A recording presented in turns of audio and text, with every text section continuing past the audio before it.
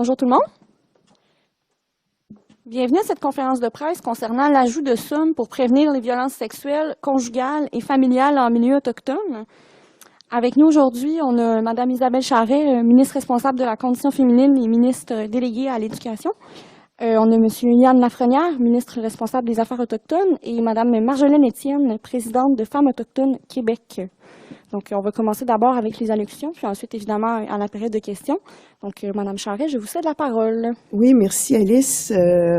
Permettez-moi de saluer d'abord, puis je vais y aller de façon plus courtoise. Alors, Mme Étienne, merci d'être là. Évidemment, mon collègue Yann, merci d'être là ce matin. Puis à tous les journalistes, merci de participer à cette annonce. On le sait, les derniers mois ont été particulièrement éprouvants pour les filles et les femmes au Québec. De nombreux cas de violences conjugales et de violences sexuelles ont été rapportés, un nombre élevé et inacceptable de féminicides aussi. Notre gouvernement a d'ailleurs offert une réponse impressionnante à cette crise, alors que depuis notre arrivée au pouvoir, on a investi plus de 500 millions de dollars pour lutter contre la violence faite aux femmes. Parce que le bien-être et la sécurité des victimes sont au cœur de notre action, et nous avons évidemment bien l'intention de continuer nos efforts pour faire du Québec une société plus sécuritaire. Malheureusement, les filles et les femmes autochtones sont surreprésentées parmi les victimes de violences au Québec. Le fait qu'il y ait 3 femmes autochtones parmi les 18 victimes de féminicide cette année le démontre clairement. Vous en conviendrez avec nous, le statu quo est impossible. Même si nous agissons déjà dans ce dossier, il nous faut en faire encore plus pour protéger nos femmes et nos filles. C'est pourquoi nous travaillons de concert avec le Secrétariat des Affaires autochtones pour résoudre cette importante problématique. Afin d'offrir une réponse culturellement adaptée aux besoins spécifiques des communautés autochtones du Québec, nous avons lancé, le 25 août dernier, un appel d'intention visant le développement de projets pour prévenir les violences sexuelles, conjugales et familiales en milieu autochtone. Nous avons reçu un total de 61 projets. Et ça démontre toute la pertinence de la démarche dans la lutte à la violence pour les communautés autochtones. Or, devant cette réponse, cette forte réponse, mon collègue responsable des Affaires autochtones a été interpellé afin de bonifier les sommes initialement disponibles. On souhaite permettre le financement du plus grand nombre de projets possibles et d'initiatives provenant des partenaires et organismes autochtones impliqués dans la lutte à la violence faite aux femmes et aux filles et à l'intégration des hommes comme alliés dans le processus de guérison. On est donc très heureux aujourd'hui d'annoncer qu'on va investir un montant supplémentaire de 6 millions de dollars afin de permettre à un plus grand nombre de projets d'être implantés. L'investissement total de cette initiative s'élève ainsi à 11,4 millions de dollars. Et je suis évidemment très heureuse de cette augmentation qui va permettre à davantage de projets d'obtenir un financement. C'est notre devoir d'offrir des moyens qui correspondent aux besoins spécifiques de toutes les communautés qui forment le Québec.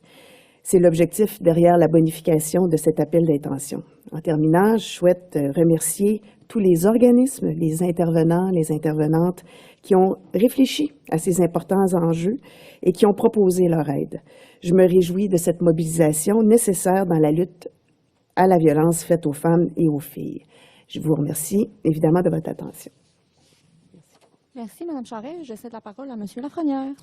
Oui, merci beaucoup, Alice. Alors, bonjour, hello, Kwekwe, Ségon, Wachia, Lekut. Bonjour, Marjolaine Étienne. Très heureux de vous voir aujourd'hui. Félicitations pour votre élection toute récente, bravo. Ma collègue Isabelle, bonjour, merci pour cette belle annonce. Très heureux d'être avec toi aujourd'hui. Et je veux souligner la présence de 2 femmes merveilleuses qui sont avec nous aujourd'hui.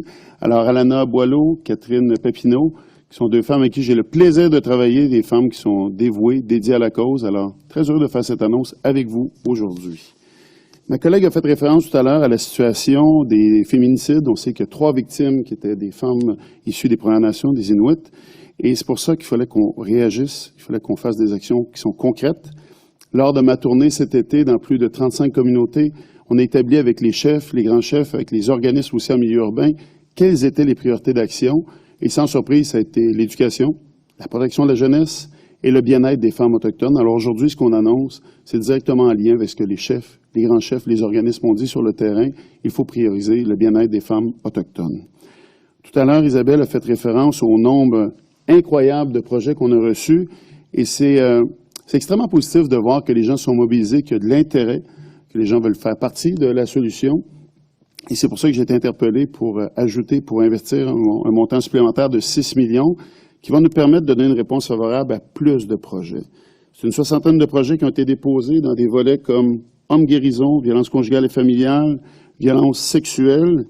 Et je vous dirais aussi que parmi les projets qui ont été déposés, il y a presque la moitié qui venait soit des communautés autochtones et l'autre moitié qui venait du milieu urbain. Deux réalités complètement différentes, mais vraiment on a reçu des projets dans les deux volets, je pourrais vous dire. Très heureux de ça. Très heureux de voir que plusieurs projets visent aussi le volet hommes et guérison, et ça démontre à quel point les hommes doivent faire partie de la solution. Et c'est ce qui me réjouit aujourd'hui. Ça me réjouit, oui, comme élu, comme policier, comme papa de 2 jeunes filles de 12 ans, 13 ans, de savoir que les hommes se considèrent comme des gens qui font partie de cette solution. Ça me rassure, ça me réjouit. Alors, c'est une belle annonce. C'est pas terminé. On en parlait tout à l'heure avec Mme Étienne. C'est une annonce qui est importante, c'est vrai, mais c'est vraiment pas terminé. C'est un pas dans la bonne direction et on va voir des résultats tangibles au cours des prochaines semaines, des prochains mois. Alors, encore une fois, merci beaucoup, Isabelle, pour cette annonce. Merci, thank you. Miigwech, Nyawin, Chinashkumitan, Tiawank, Nakormik, Waliwan, Oleone, Welalen. Merci. Merci, Monsieur Lafrenière. Madame Étienne, je vous laisse le mot de la fin. Oui, Marjolaine Étienne, je suis de la Nation Innu de Mach-Toyats, aussi nouvellement élue au poste de présidente femme autochtone du Québec. Tout d'abord, je tiens à remercier la ministre Isabelle Charest et puis Monsieur le ministre Yann Lafrenière, vous aussi, médias, d'être présents pour cette belle annonce. En fait, l'annonce d'aujourd'hui représente pour l'Association Femmes autochtones du Québec une excellente nouvelle pour assurer le bien-être et la sécurité des femmes et des filles autochtones, qu'elles soient en milieu urbain ou dans les communautés autochtones. C'est à titre de nouvelle présidente élue de Femmes autochtones du Québec que je compte poursuivre les mandats et les projets en cours. J'ai aussi la ferme intention de développer davantage de projets qui vont promouvoir et contribuer à la défense des droits des femmes et des filles autochtones. Cette annonce de bonification de fonds dans l'appel d'intention qui est 2021-2022, violences sexuelles, violences conjugales et familiales en contexte autochtone, saura sûrement répondre aux besoins criants des femmes autochtones et des organismes concernés. S'il y a eu une bonification, c'est la preuve que les besoins sont présents partout sur le terrain, dans nos communautés et en milieu urbain et par toutes les organisations concernées. C'est la preuve que les violences sexuelles ainsi que les violences conjugales et familiales sont bel et bien présentes. Ce sont nos femmes, nos filles, nos sœurs autochtones qui sont disproportionnellement victimes de violences sous toutes ses formes. En ce sens, c'est une bonne chose, c'est une excellente nouvelle et nous croyons qu'effectivement que ces investissements permettra à plus de projets de voir le jour et d'avoir des retombées dans nos communautés. Comme vous savez, depuis maintenant 47 ans, Femmes autochtones du Québec représentent et défendent les droits humains des femmes autochtones et leurs familles par le plan collectif et individuel. L'organisation contribue au rétablissement de l'équilibre entre les hommes et les femmes autochtones en donnant une voix forte aux besoins et aux priorités des femmes. Le dossier de la promotion de la non-violence a toujours et sera un dossier prioritaire chez Femmes autochtones du Québec. Notre organisation continuera de porter la voix des femmes autochtones. Vous savez, l'isolement et le confinement des femmes autochtones dans le contexte de la pandémie de la COVID-19 a augmenté le nombre de cas de violences conjugales et de violences sexuelles. Il sera aussi important de porter des actions en amont pour l'après-pandémie. Le féminicide est défini comme le meurtre d'une femme au simple motif qu'il s'agit d'une femme indépendamment de son âge et du contexte. À ce jour, nous l'avons dit, nous avons perdu 17 femmes autochtones et allochtones aux mains des hommes violents dans des conditions atroces et inhumaines. C'est la preuve tangible que les femmes sont trop victimes de violences. De par les conditions socio-économiques et la surpopulation des maisons dans les communautés, les femmes autochtones sont plus susceptibles de se retrouver en contact avec des cas de violence. L'isolement géographique des communautés autochtones ainsi que le manque flagrant d'accessibilité aux services sont aussi des facteurs dans le cas de violences conjugales, familiales et sexuelles envers les femmes autochtones. Cela doit cesser. J'espère que cette annonce permettra à plus de projets de voir le jour, au bénéfice de nos femmes et de nos filles et nos familles. J'espère aussi que les répercussions de l'annonce seront significatives et porteuses afin de permettre à un plus grand nombre de projets possibles de voir le jour. Merci beaucoup. Merci, Madame Charret. Merci, Monsieur Lafrenière, pour cette belle annonce de ce matin. Merci, Madame Étienne. On va maintenant passer à la période de questions pour les journalistes. On va commencer avec les questions en français. Avant qu'on débute, sachez que Madame Charret et Monsieur Lafrenière sont en mesure de répondre aux questions en français et en anglais. Et dans le cas de Madame Étienne, ils pourront répondre en français et en inou. Donc, pour les questions en français, je vous invite à vous avancer au micro. Oui, bonjour. Aimez le mieux avec Radio-Canada. J'ai une question sur l'annonce d'aujourd'hui, puis deux en lien avec des sujets connexes, si c'est correct. On va commencer par les questions sur le sujet du jour, puis on pourra faire un deuxième tour sur les sujets connexes. Juste pour être certaine d'avoir bien compris, on parle d'une bonification aujourd'hui qui est de combien? Puis, est-ce que vous pouvez nous citer quelques initiatives ou quelques projets qui ont déjà été sélectionnés pour qu'on ait une idée finalement des mesures qui seront mises en place et tout ça? Oui. En fait, c'est une bonification de 6 millions qui porte le total à 11,4 millions de financement pour ces projets-là. Maintenant, les projets ne sont pas encore choisis, ils sont encore en analyse. Donc, c'est important de dire qu'on ne retourne pas en appel d'intention parce qu'on vient de le faire. Donc, on a bonifié l'enveloppe. Donc, on n'a pas à refaire un appel d'intention. On n'a pas à refaire une analyse parce qu'elle est en cours. Donc, parmi ces 61 projets, on verra combien seront sélectionnés. Mais on vient plus que de doubler l'enveloppe qui était disponible pour cette initiative-là. Et là, les 61 projets seront mis en place sur une échelle de combien de temps? En fait, il y a 61 projets qui ont été déposés. Ils sont pas nécessairement retenus. Donc, on verra là, la mise en place et tout ça, mais là, on est encore en analyse. Là. Vous voyez, si on fait l'annonce aujourd'hui, c'est qu'on n'a pas attendu. Dès que Isabelle et son équipe nous ont mentionné qu'ils avaient reçu beaucoup de projets, donc ça dépassait ce qu'on avait comme enveloppe budgétaire. Rapidement, on a décidé de rajouter un 6 millions pour donner suite à plus de projets. Ce sont de très beaux projets. Et comme je mentionnais tout à l'heure, 50-50, là. Environ 50% est en milieu autochtone, donc en communauté, 50% en milieu urbain. Alors ça, c'était vraiment intéressant. C'est pour ça que je n'ai pas hésité du tout avec mon équipe de donner suite à ça. On n'a pas attendu. On est dans l'action rapidement. Parfait, merci. Est-ce qu'on a d'autres questions en français sur le sujet du jour? Parfait. On va maintenant passer aux questions en anglais sur le sujet du jour.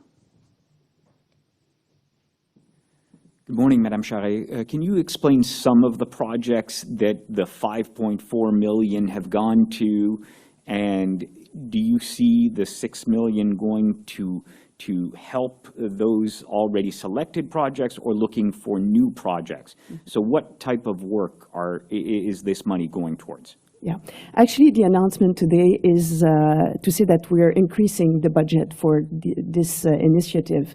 We had a call for projects in August, and we had a tremendous response from the communities, and 61 projects were deposited. Yeah, were deposited, and we're in the analysis of these projects, so none have been selected yet. We're still in that process. But given the fact that the tremendous response and so many projects were deposited, that I asked my colleague to increase the money available in order to have more projects that will be accepted. So we're in that process. We're going to be announcing in the beginning of 2022 the projects that were accepted, but we're still in that process right now.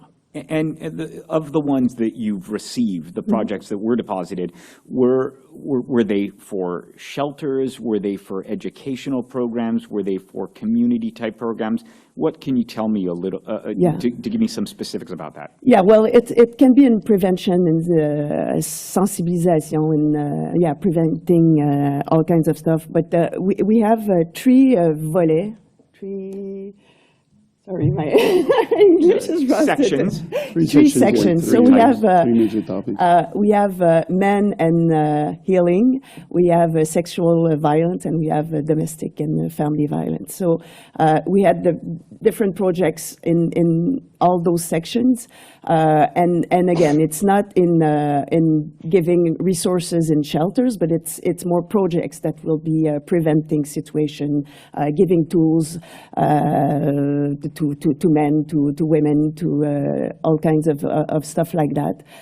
But it's not for the mission of an organization, but really in projects that will be increasing the sensibilization and prevention and things like that. I don't know if you want to add to that. Sure.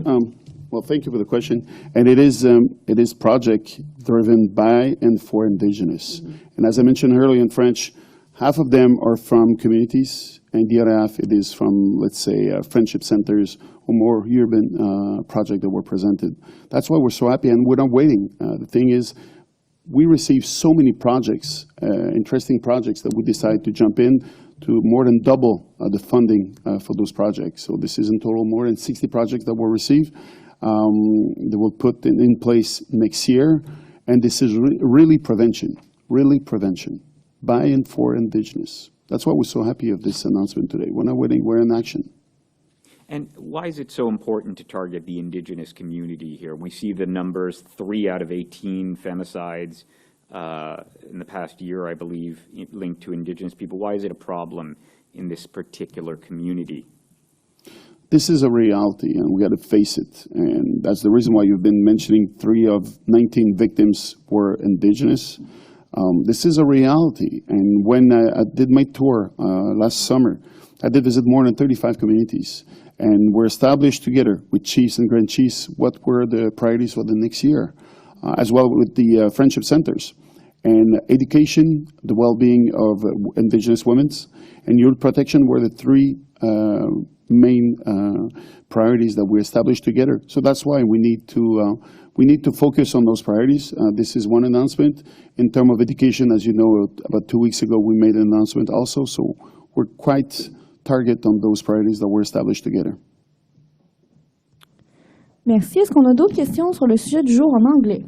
Yes, hi, Kate McKenna from CBC. I think actually Madame Etienne kind of mentioned this a little bit in French, but I'm wondering if you can say in English, what are the specific issues or challenges in some of these Indigenous communities that aren't in an urban center? Like what kinds of things are you targeting to improve there?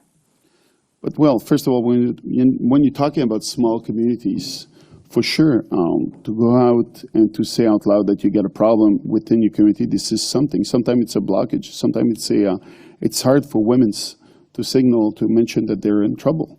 With the COVID, with the pandemic that we're facing, it's even harder.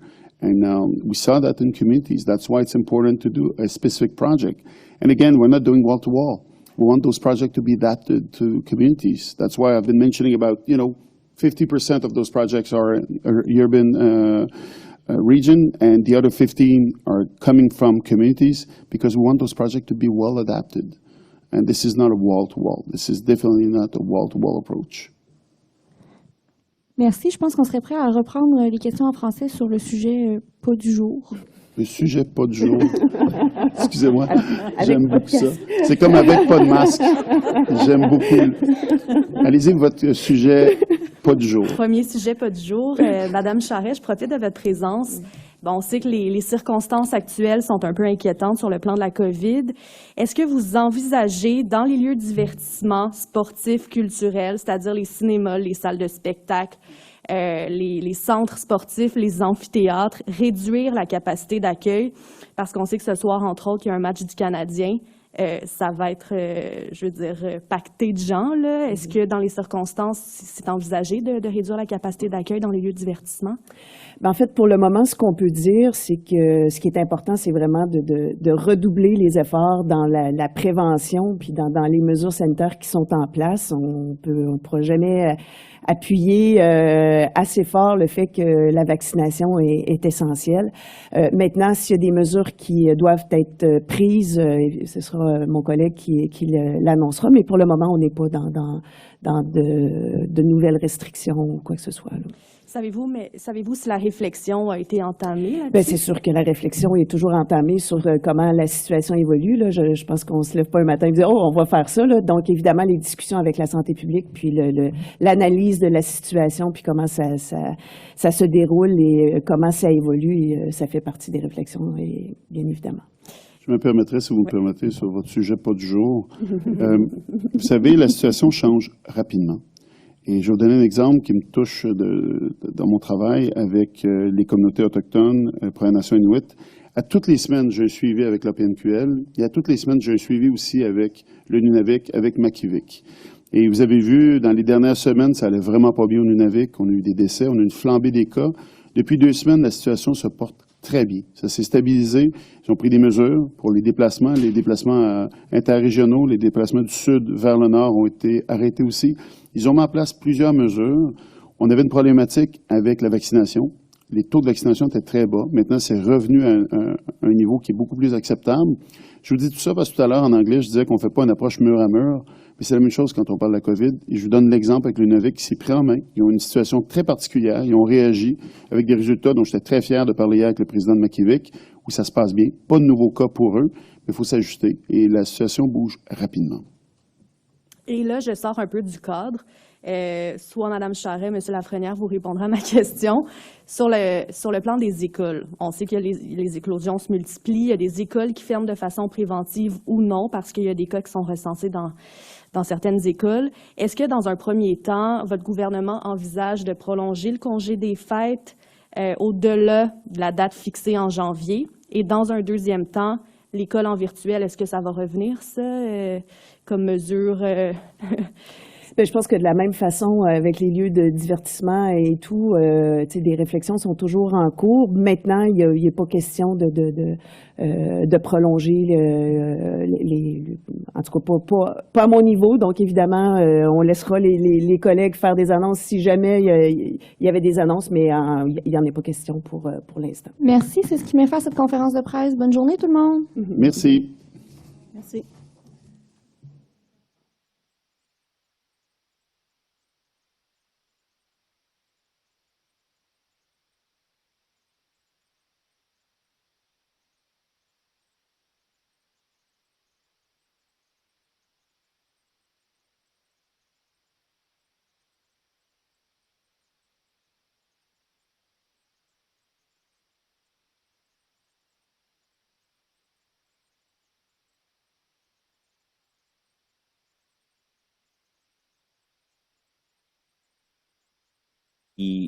Preparing themselves in case the school break is extended. As Mr. Lafreniere was saying, the situation is very dynamic, moving very, very quickly.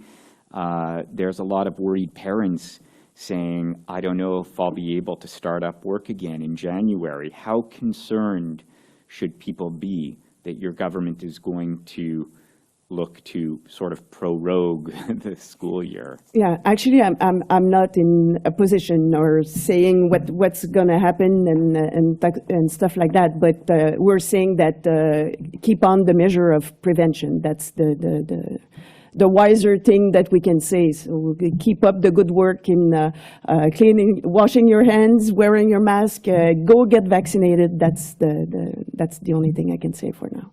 And we'll continue to be transparent as we've been so far. So if there's any need of changing, adapting our plan, we'll be sharing that with citizens. So we've been extremely transparent. This is a top priority for us. O'Malley, Global News, thank you. Mr. Lafreniere, the Cabot Square warming tent still needs more than $100,000 to stay open this winter. Why isn't the government giving more funds to this service? But first of all, as you know, last year we're the first one that jumped in saying, you know what, we need to do something about it at Cabot Square. And I've been pledging to get that warm shelter. Also, when you're talking about homeless people, resilience was a project extremely important, and we jumped in first. So I do accept that we need to adapt ourselves, we need to do better, but we've been extremely present since the beginning of the pandemic with those projects. Just one example with the Cabot Square, I did provide social workers from Longueuil that have been there for many weeks to help them out. So we adapt ourselves extremely creative. When Naku said she's asking for money, we're always there. Now we're working together. It was supposed to be shut down on December the 1st. Everyone was telling me that it was a nightmare to happen. It was supposed to close.